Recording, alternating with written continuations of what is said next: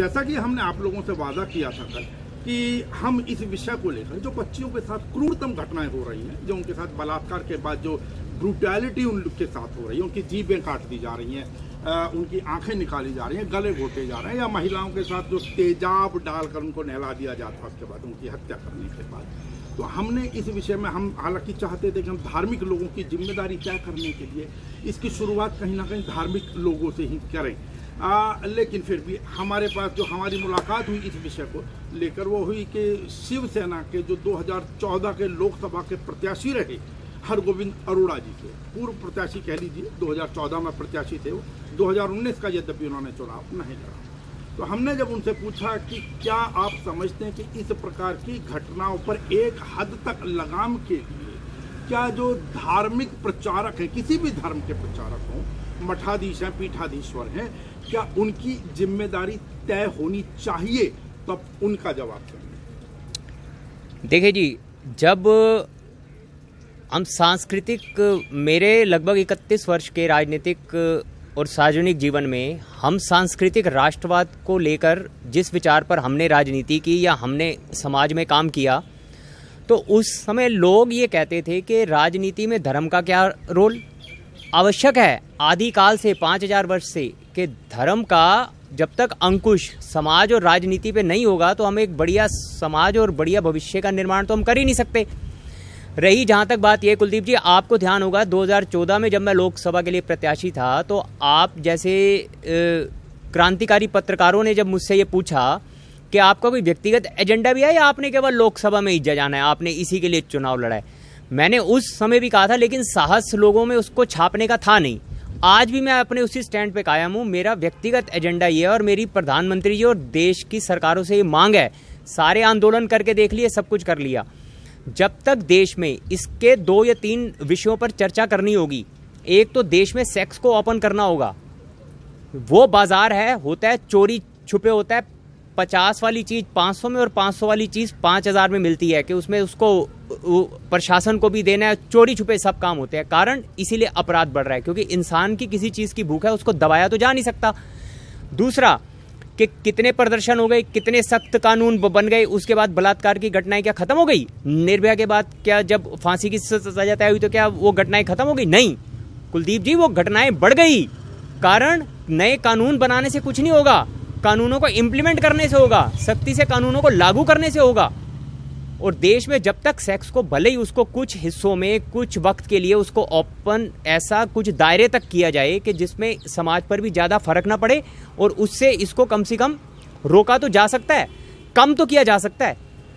हमने हरगोविंद अरोड़ा जी से यह भी जानना चाहा कि हरगोविंद अरोड़ा जी, बात वही आ गई कि जो धर्म प्रचारक हैं, जो धर्म गुरु हैं, जो पीठाधीश्वर हैं, जो मौलाना हैं, क्या उनका कार्य केवल और केवल इतना रह गया कि जो धार्मिक पुस्तकों के अंदर जो बातें लिखी जा चुकी हैं सिर्फ उनको पंडाल लगाकर या किसी माध्यम से लोगों तक पहुंचा देना मात्र और अपनी दक्षिणा ले लेना मात्र है? क्या उनकी जिम्मेदारी ये नहीं है कि लोगों को इस संदर्भ में इस प्रकार के अपराध से दूर रखने के लिए सड़कों पर, सार्वजनिक जगहों पर आकर प्रेरित किया जाए या उनको समझाया जाए या उपदेश दिया जाए? आपकी बात को मॉडिफाई करता हूं। पहला, कोई भी धर्म ये शिक्षा नहीं देता या कोई भी मठाधीश या कोई भी मौलाना या कोई भी चर्च के पादरी या कोई ऐसा कभी भी नहीं बताते कि आप जाके बलात्कार कीजिए। दूसरा, इस बात को थोड़ा सा संशोधन और कर दूं, पहली शिक्षा, पहला मंदिर, पहले गुरु माता पिता होते हैं, उनको नागरिक का निर्माण करना पड़ेगा। आजकल केवल बच्चे पैदा करके इलेक्ट्रॉनिक गैजेट्स देके और पब्लिक स्कूलों में भेजकर आप नागरिक का निर्माण नहीं कर रहे हैं। ये केवल बलात्कार से नहीं जुड़ा हुआ। जब तक एक सक्षम और बेहतरीन, कुलदीप जी, हम बलात्कार क्यों नहीं करते? हमारे माँ बाप ने हमें बचपन से भगत सिंह को पढ़ाया, चंद्रशेखर आजाद को पढ़ाया, देश के विषय में बताया और उन्होंने ये बताया कि ये बहन बेटी है, इसका सम्मान और इसकी रक्षा करनी है। जहां जहां शिवसेना स्ट्रांग होती है, शिवसेना, मैं अब इसमें बहुत से लोग अब आलोचना पर भी आ जाएंगे कि नहीं जी आप तो अपनी तारीफ कर रहे हो, हालांकि आज मैं शिवसेना में मुझ पर कोई दायित्व नहीं है, लेकिन मैं एक उदाहरण दे रहा हूं। बजरंग दल, शिवसेना, ये जहां जहां भी सक्रिय होते थे वहां बलात्कार की घटनाएं क्यों नहीं होती थी? कारण बहन बेटी जब उनकी शाखा के आगे से निकल जाती थी तो उसको पता होता था ये मेरे भाई हैं, ये मेरी हिफाजत करेंगे। हमने ही क्या फिर ये बोलते हैं आपने समाज का ठेका लिया हुआ है? हम क्या गलत करते थे या हम गलत कर रहे हैं? सभी नागरिक ऐसा क्यों नहीं हो जाते? कहीं अपराध हो रहा है तो मुंह क्यों मोड़ लेते हैं? सामने आए, इन अपराधियों की इतनी हैसियत। जब शिवसेना के पूर्व प्रत्याशी महोदय से पूछा गया कि वो तो ठीक है कि कहीं भी धार्मिक ग्रंथों में ऐसी चीजें नहीं लिखी हैं, लिखी उनमें बहुत सारी चीजें नहीं हुई हैं, लेकिन वास्तविकता तो ये है कि ये चीजें समाज के अंदर घटित हो रही हैं। तब क्योंकि वो एक बहुत बड़ा वर्ग है, वो बहुत ज्यादा इन्फ्लुएंस करता है लोगों को, तब भी बेशक धार्मिक ग्रंथों में ये चीजें नहीं लिखी गई हैं, लेकिन बावजूद इसके उन धर्म प्रचारकों को क्या ये कर्तव्य उनका नहीं बनता कि उन्हें आकर फिर भी इन चीजों का उपदेश देना चाहिए, देश काल और परिस्थिति का ध्यान रखते हुए? देखिए, चैनल समय समय पे भरे रहते हैं, सारा दिन उपदेश ही चलते हैं सब। मैं अभी भी आपको ये बात कहूँगा, ये लोग जब भी आप किसी सत्संग में, किसी उत्सव में या मस्जिद में या चर्च में प्रेयर में जाते हैं, वहाँ आपको अच्छे संस्कार और अच्छी शिक्षा दी जाती है, लेकिन पहला तो स्कूल और पहला गुरु तो माँ बाप हैं। जब तक वो लड़कों को ये नहीं कहेंगे कि तुम ठीक बनो, और आज भी ये समाज में मैं दावे से कह सकता हूँ, केवल ये चंद देश की 125-30 करोड़ आबादी में चंद लोग ऐसे हैं जो देश को बदनाम कर रहे हैं। बाकी कारण कि उनके माँ बाप ने उन्हें इंसान नहीं हैवान बनाया। उन्होंने अगर उनको शिक्षा समय पर ठीक दी होती, और ये समाज का भी दायित्व बनता है, कोई ऐसे करता है तो समाज को एकजुट होकर उस व्यक्ति को अपराध करने से रोकना चाहिए।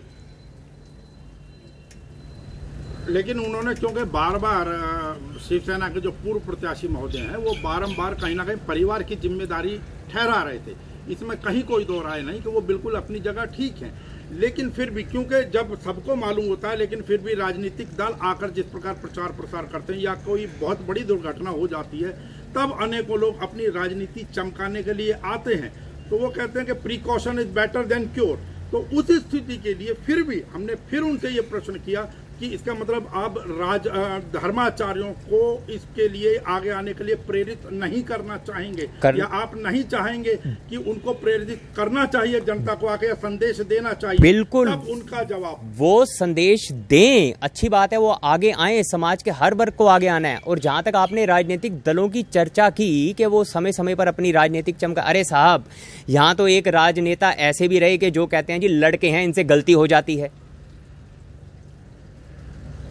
वो देश के जिम्मेवार और कई पदों पर रहे, उन्होंने ऐसा कहा कि लड़के हैं, गलती हो जाती है। जब उनसे फिर ये पूछा गया कि ठीक है, लेकिन प्रेरित, अब जो भी बीते समय में मुलायम सिंह यादव या जिनके संदर्भ में भी आपने चर्चा की कि लड़के हैं, गलती हो जाती है, वो किस संदर्भ में, का बजाय उस पर जाने के प्रश्न फिर वही लौट कर आता है। क्योंकि टीवी चैनल सांप्रदायिक चर्चाएं तो बहुत करते हैं, टीवी चैनल में कई बार इस प्रकार की निम्न भाषाओं का प्रयोग किया जाता है, वहाँ पर महिला एंकर्स भी होती हैं, लेकिन वो इस प्रकार का कोई मुद्दा कोई बहुत ज़्यादा हाईलाइट हो जाए, बात अलग है, उस पर तो चर्चाएं कर लेंगे, और उनकी चर्चाएं भी कहीं ना कहीं भटक जाती हैं एक दूसरे के ऊपर आरोप प्रत्यारोप लगाने के, उसके शासनकाल में क्या हुआ या इनके शासनकाल के अंदर क्या हुआ। संदेश समाज को एक प्रेरणा देने का, जिस प्रकार एक काउंसलिंग की जाती है, उस प्रकार का काउंसलिंग जैसा संदेश ना टीवी चैनल दे रहे हैं, ना राजनीतिक दल राजनीति चमकाने के लिए मंच लगा रहे हैं, लेकिन समाज को इन चीजों से विमुख करने के लिए, दूर करने के लिए किसी कोई इस प्रकार का संदेश नहीं दे रहे हैं। जो धर्माचार्य हैं वो कहीं ना कहीं उनके मंचों पर, तो राजनीतिक मंचों पर आकर राजनीतिक संदेश तो दे देंगे, लेकिन इस प्रकार के संदेश समाज में, क्योंकि जब बार बार जिस प्रकार कोई कंपनी अपने साबुन का विज्ञापन करने के लिए, हालांकि सबको पता होता है कि ये वाला साबुन बहुत पॉपुलर है, लेकिन फिर भी दैनिक रूप से वो करोड़ों रुपए खर्च कर रहे होते हैं, तो बात फिर वही है, पुलिस की जिम्मेदारी हो सकती है, आपने माता पिता की जिम्मेदारी ठहरा दी, ठीक है, लेकिन क्या हमारे धर्माचार्यों की जिम्मेदारी नहीं होती, जिनको हम इतनी दक्षिणा या पूछते हैं, उनका मान सम्मान करते हैं और उनके बताए मार्ग पर चलने का प्रयास भी करते हैं? तब हरगोविंद अरोड़ा जी का एक जवाब सुनिए। देखिए, मैं फिर आपकी इस बात से 100% मैं सहमत हूँ, लेकिन मैं आपसे बार बार इस बात को, धर्माचार्य जी अगर कोई भी आते हैं या कोई भी धर्म के गुरु या प्रमुख ये संदेश देते हैं, ऐसे लोग अगर उनकी सत्संग में ही नहीं जाते, उनको सुनते ही नहीं, उनको मानते ही नहीं, तो भैंस के आगे आप क्या बीन बजाएंगे? सबसे बड़ा, जब भी बच्चा पैदा हुआ, घर में नागरिक का निर्माण घर से होता है, मैं बार बार उसी बात को कहूंगा, और ये वो लोग हैं, ये समाज पे वो कलंक हैं, जिनका इलाज अब कितनों को फांसी दे दी, क्या उसके बाद बलात्कार रुक गए? उस देश में बलात्कार के जहां पर छोटी बच्चियों के साथ बलात्कार के, जहां उनकी पूजा और आराधना की जाती है। जब हरगोविंद अरोड़ा जी से ये बात की गई कि माता पिता किसी के भी ये नहीं कहते कि आप गलत मार्ग पर जाएं, बावजूद उसके उनकी संतानें कहीं ना कहीं गलत मार्ग पर जा रही हैं, तो ये क्यों ना एक दूसरी दवाई के रूप में, क्यों ना एक दूसरे प्रयोग के रूप में धर्माचार्यों को बढ़ चढ़कर आगे आकर इस प्रकार के संदेश देने चाहिए। धर्माचार्य जिस संदेश को आप यहाँ आए, मुझसे बात करने आप यहाँ आए, मैं यहाँ उपलब्धि नहीं हूं, तो आप बात किससे कर रहे होते? वो लोग नास्तिक हैं, वो किसी धर्म, जो इंसानियत को नहीं मानता, वो किसी धर्म को क्या मानता होगा? वो क्यों किसकी बात को सुनेगा और क्यों उसको मानेगा? क्योंकि वो ऐसा बन चुका है, उसको वहां से निकाल के लाना। बार बार ये कह रहा हूं कि देखिए, जिस प्रकार इंसान अभी लॉकडाउन में हमने देखा, पेट की भूख कोरोना पर भारी पड़ गई, लोगों ने जिंदगी दांव पे लगा दी। ये एक भूख है जो वो लोग बर्दाश्त कुछ लोग नहीं कर सकते। सरकारों से निवेदन है कि देश में सेक्स को ओपन करें, कुछ हिस्सों में करें, कुछ वक्त के लिए करें, ताकि बलात्कार की घटनाओं पे काबू पाया जा सके। ये उसका उपचार है। मैं बार बार कह रहा हूं कि उसके उपचार को ढूंढो। आपसे जब प्रश्न किया गया हरगोविंद अरोड़ा जी से कि क्या आप पूर्व प्रत्याशी ही बने रहना चाहेंगे, क्या भविष्य के प्रत्याशी नहीं बनना चाहेंगे?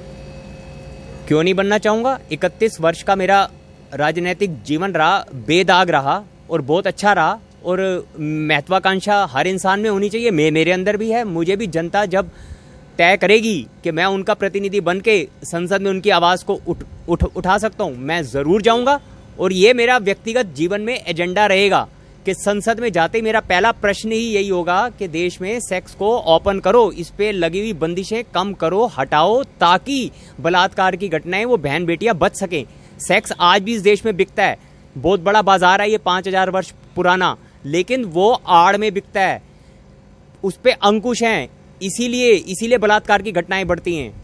मेरे ये शब्द लोगों को आज भी लोग हंस के टाल देंगे, लेकिन मेरे साथियों, मेरे देशवासियों, मेरे मित्रों, इस पर गंभीरता से विचार करो। ये इलाज है एक बहुत गहरे रोग का जो नासूर बन चुका है, उसका ये उपचार है। हरगोविंद अरोड़ा जी से जब ये प्रश्न किया गया कि वो इसलिए कर रहे हैं क्योंकि आप वर्तमान में इस प्रकार की जब लगभग दैनिक रूप से इस प्रकार के विभत्स कांड के खबरें आ रही हैं, तो आपकी कहीं सार्वजनिक मंच के ऊपर इसके विरोध की गतिविधियां नजर नहीं आ रही। अगर भविष्य के प्रत्याशी हैं तो क्या इसको अब बार बार आप भी लोगों में इसके विरुद्ध आवाज उठाने का प्रयास करेंगे? मैंने समय समय पर जिस मंच से मुझे जहां मौका मिला मैंने आवाज उठाई, मैं लोगों में जन जागरण लाया, और मैं आज भी आपके माध्यम से वही तो कर रहा हूं। एक विचार बदलने की जरूरत है, और हम एक एक्सपेरिमेंट के तौर पे इसको करके देख लें। ना कामयाब हुआ तो हम इसको 1-2 साल में बंद कर देंगे, लेकिन हमें अपनी आने वाली नस्लों को बचाना तो है। क्या देश में बेटी पैदा कर लेना अपराध हो जाएगा?